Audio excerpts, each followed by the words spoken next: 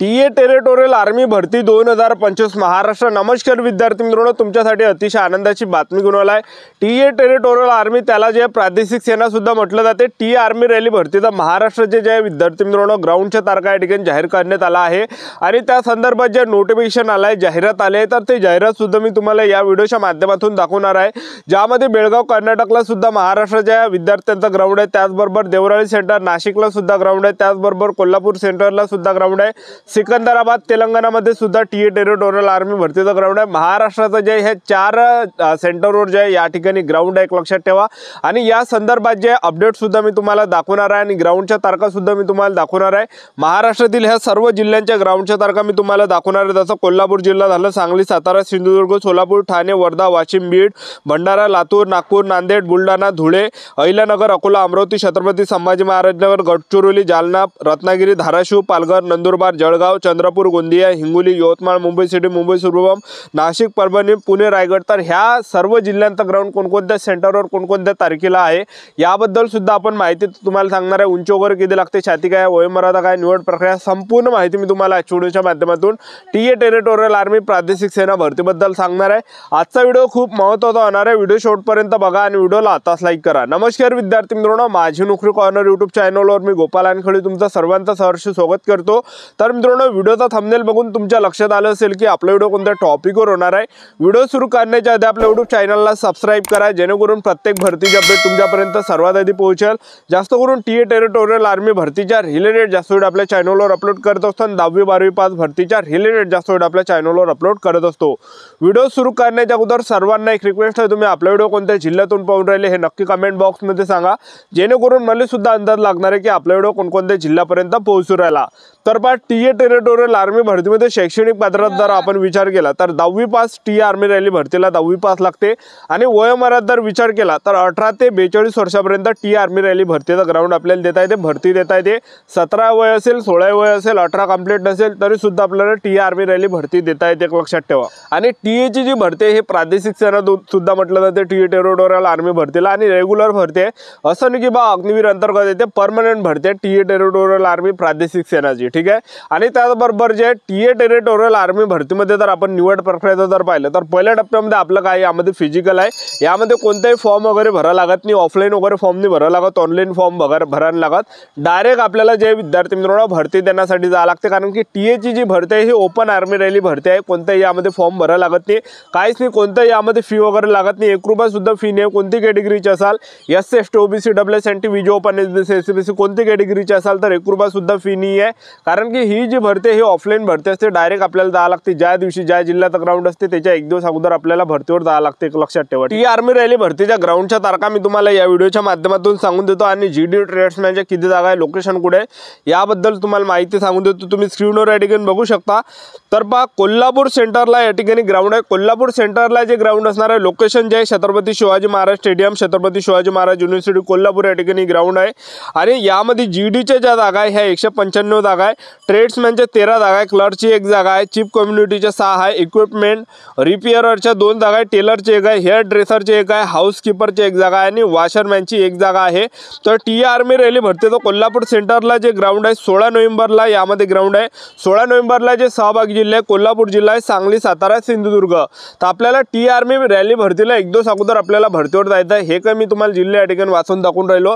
तर ह्या जिल्ह्याच्या 1 दिवस अगोदर आपल्याला भरतीवर जावं लागणार आहे, कारण की टीए टेरिटोरियल आर्मी प्रादेशिक सेना भरतीची जी प्रोसेस आहे 1 दिवस अगोदर पासून चालू झाली राहते, ज्या दिवशी ग्राउंड आहे त्या दिवशी नाही जायचं, 1 दिवस अगोदर आपल्याला या ठिकाणी भरतीवर जावं लागणार आहे। तर 16 नोव्हेंबरला ज्या विद्यार्थ्यांचा ग्राउंड आहे कोल्हापूर जिल्हा, सांगली, सातारा, सिंधुदुर्ग, तर आपल्याला 15 नोव्हेंबरला या ठिकाणी रात्री 7 ते 8 वाजेपर्यंत सेंटरवर या ठिकाणी हजर राहावं लागणार आहे। आणि 17 नोव्हेंबरला जे सहभागी जिल्हे आहे सोलापूर जिल्हा आहे, ठाणे आहे, वर्धा आहे, वाशिम आहे, बीड आहे, भंडारा आहे, लातूर आहे, नागपूर आहे, नांदेड आहे, बुलढाणा आहे, धुळे आहे। आणि त्याचबरोबर 18 नोव्हेंबरला जे सहभागी जिल्हे आहे अहिल्यानगर आहे, अकोला, अमरावती, छत्रपती संभाजी महाराज नगर आहे, गडचिरोली आहे, जालना आहे, रत्नागिरी आहे, धाराशिव आहे, पालघर आहे, नंदुरबार आहे, जळगाव आहे। आणि 19 नोव्हेंबरला जे सहभागी जिल्हे आहे चंद्रपूर जिल्हा आहे, गोंदिया जिल्हा आहे, हिंगोली आहे, यवतमाळ आहे, मुंबई सिटी आहे, मुंबई सुब्रमण्यम आहे, नाशिक आहे, परभणी आहे, पुणे आहे, रायगड आहे, ह्या काही जिल्ह्यांचा ग्राउंड या ठिकाणी आहे। आणि त्यानंतरचं जे सेंटर आहे सिकंदराबाद तेलंगणा आहे, या ठिकाणी जे आपलं ग्राउंड असणार आहे लोकेशन जे आहे Thapar stadium AOC centre Secunderabad तेलंगणामध्ये हे ग्राउंड आहे, ज्यामध्ये जीडीच्या ज्या जागा आहे 298 जागा आहे आणि ट्रेड्समॅनच्या आणि क्लर्कच्या 11 जागा आहे, क्लर्कची एक जागा आहे, चीफ कम्युनिटीच्या 5 आहे, चीफ स्पेशलच्या 1 आहे आणि स्टे वार्डच्या 1 आहे, आर्टिसन मेटलर्जीच्या 1 जागा आहे, हेअर ड्रेसरच्या 1 आहे, हाऊसकीपरच्या 1 जागा आहे।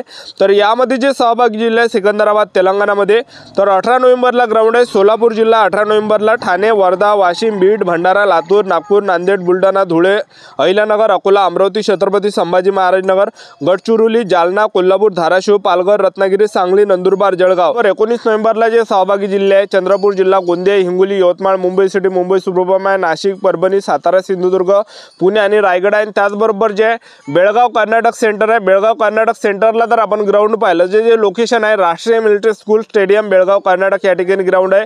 आणि जीडीच्या ज्या जागा आहे बेळगाव कर्नाटकमध्ये 320 जागा यामध्ये जीडीच्या आहे आणि ट्रेड्समॅनच्या 5 जागा आहे, क्लर्कची 1 आहे, चीफ कम्युनिटीची 1 जागा आहे, स्टे वार्डच्या 2 जागा आहे, हेअर ड्रेसरची 1 जागा यामध्ये आहे।